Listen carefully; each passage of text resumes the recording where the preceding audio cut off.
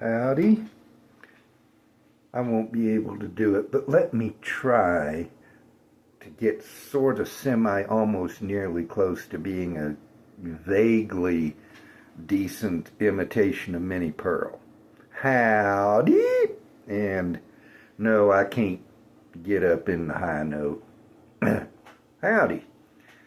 I'm recording this on December, my left foot. February 25 in 2026.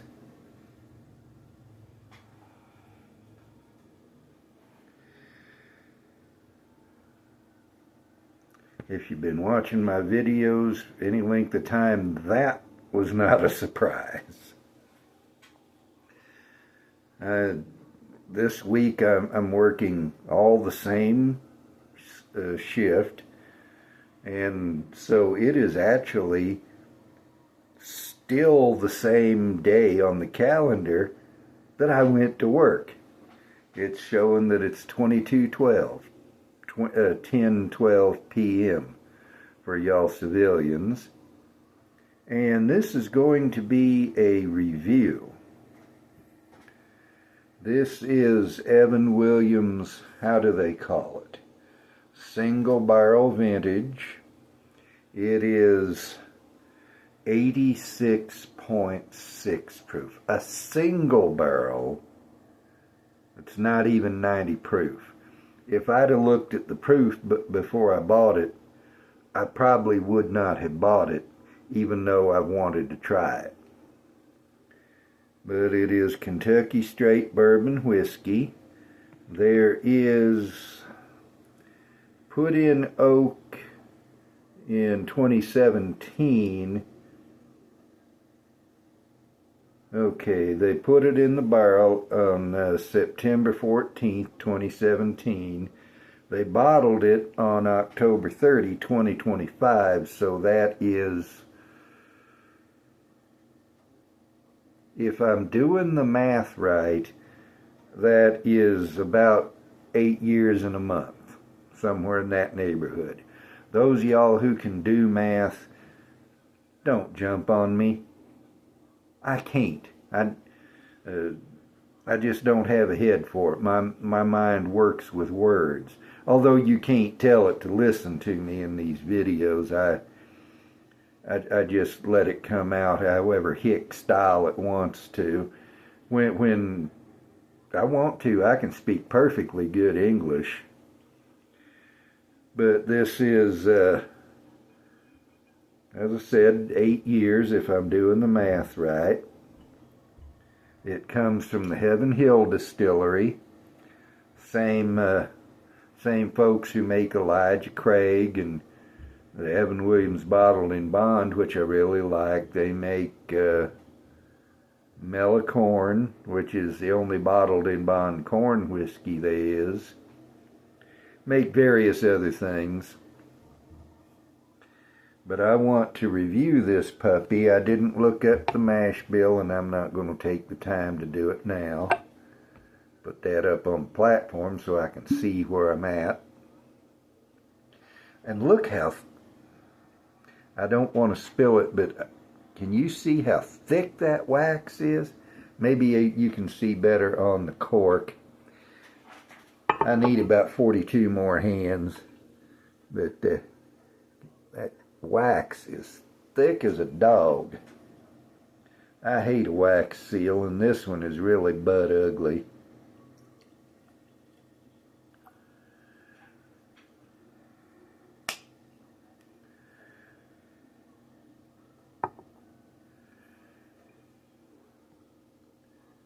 Put that on the platform. Single barrel, and the color is that of a 4-year-old bottom shift bourbon. Heaven Hill is not doing this any favors by proofing it down to 86.6. I know that just from the color.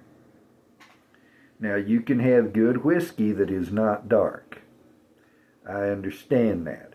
But for bourbon, generally speaking, there are exceptions. the darker the color, the better the whiskey. But I didn't think to look up the mash bill since I was recording, and I'm not going to pause it and go look it up and come back. When I have no choice, yes, I'll pause the video and come back, and it looks like a jump cut. But if I don't need to, I don't. You can, and I don't mean to make y'all do my work, understand, but y'all can look up the mash bill on this if you want to, just as easy as I can. And if I didn't know better, nosing this, I would say it was Bluff Springs. Now, Bluff Springs is a Total Wine store brand, and they don't show on the label of the Bluff Springs where it comes from. Last time I hunted around online, I couldn't find anything that told me, but I believe that it comes from Heaven Hill. And one of the reasons I believe that is this nose is very similar to Bluff Springs. Although basic Bluff Springs is 90 proof, 3.4 proof points higher than this. And on the nose, you'd swear this was down at 80 proof. There's just hardly any alcohol in there at all. But it's given me, and everything's muted at that low proof, but it's given me the fruitiness of Bluff Springs without any of the boldness and definitiveness that comes with the 90 proof. There is the patented Heaven Hill peanut shell note on the nose, and I had to stick my nose right down in there to get that. Again, the proof is so low. You can get Scottish whiskey that low. You can get Scottish whiskey at a higher proof. And I understand that proofing it way down means you get more bottles out of the barrel, and thus it's easier to make your money back without charging an arm and a leg per bottle. But the question is, do you water it down so far that it isn't worth the money? Speaking of which, this cost me $36.99, $37 at Total Wine back on January the 17th of this year. So let me see if this is worth 37 bucks. Now, I already have an opinion because this is my fourth glass from this bottle. But when I do a review, I come to it brand new. I tell you what I get at the time I'm doing the review, and I form my judgment at that time. It has that generalized fruitiness, dark fruitiness even, but saying dark fruit is as specific as it gets. It has the peanut shells on the nose. Oh, mercy. It is spring here in Albuquerque. By the calendar, it's still winter, it's still February, but we've been having the spring weather. When it's springtime in Albuquerque, the wind, it do blow. Yeah, that's all I'm getting on the nose.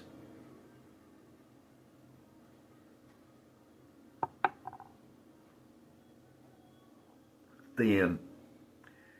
Mouthfeel is thin. It's about that far from being watery. It has just barely enough viscosity to it that I won't call it watery, but tain't very far from it at all. It just is not much of a mouthfeel. when you see single barrel on the label, you expect better than what this is delivering on the nose and in the mouthfeel.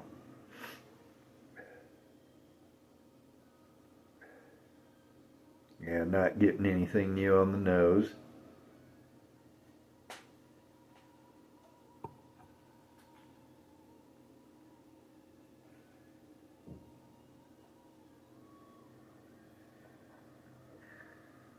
It tastes like bourbon. Okay, on the finish, the fruit's coming in, but I'll talk about the finish later.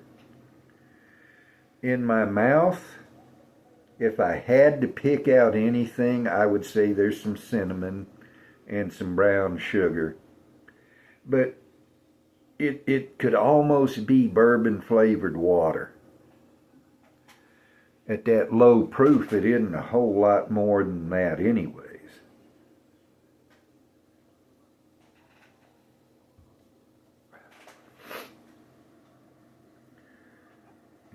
And brown sugar and cinnamon, you get that from just about any bourbon. You can get that from rye whiskey. You can get that from wheat whiskey. Before I sat down to do this review, I had a glass of Lone Elm small batch wheat whiskey, which is a 90-10 mash bill. 90% wheat, 10% sprouted barley. And it had so much more flavor. It is, I believe it's 90 proof. I don't recollect for sure. But it was so much more flavorful than this.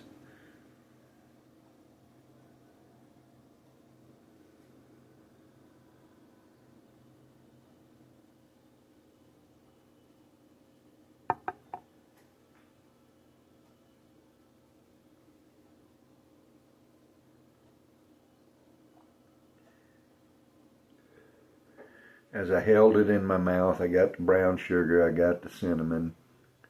Some honey come in, some citrus come in, generic hard candy citrus flavor.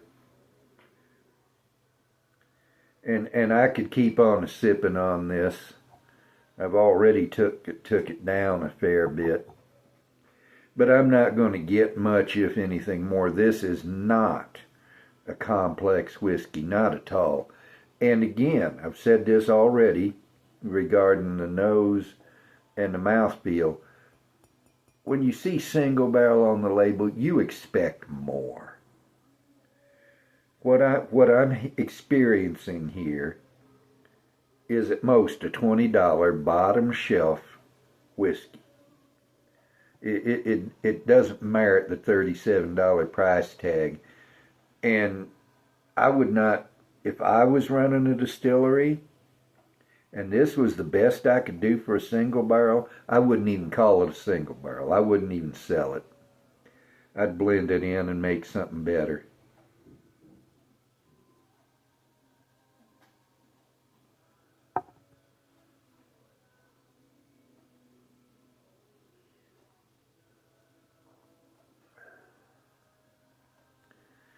The finish is the best part.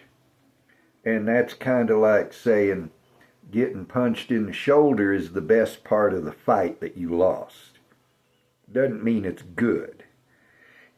I'm not saying this is bad whiskey, mind. It's got potential out the yin-yang. But they have watered it down so much that the potential is drowned in water. But the finish, it's real short. It's gone already. But it has that fruitiness. It tastes like it's trying to be Bluff Springs and not quite making it. Has that dark fruitiness, no differentiation within that. But that's the best part of this whiskey. Summary. It says single barrel.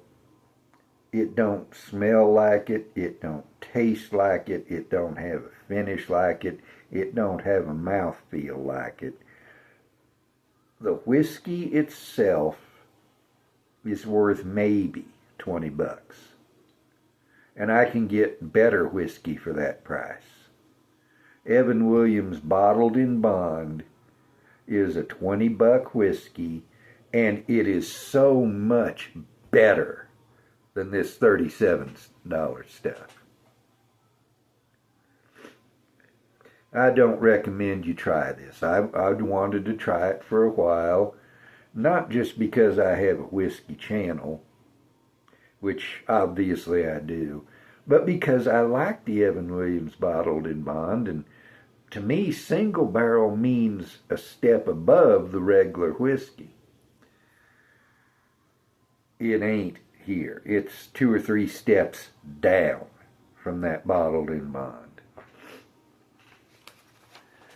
I don't plan to ever buy another bottle of this, and I do not recommend you do either. If you want to, sure, it's your money, it's your right, but I don't recommend it. Rating.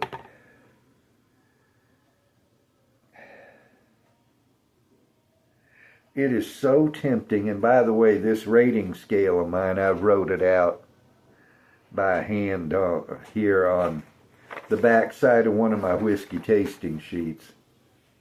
It is very tempting to give it a number 2. It's 1 at the bottom, 8 at the top. Very tempting to give it a number 2, which is per. But it's not quite that low. It is just barely at the level of 3, which is mediocre. That is 1.875 stars, not quite 2 stars. It doesn't even make 2 stars. That comes to 37.5 out of 100, or 3.75 out of 10.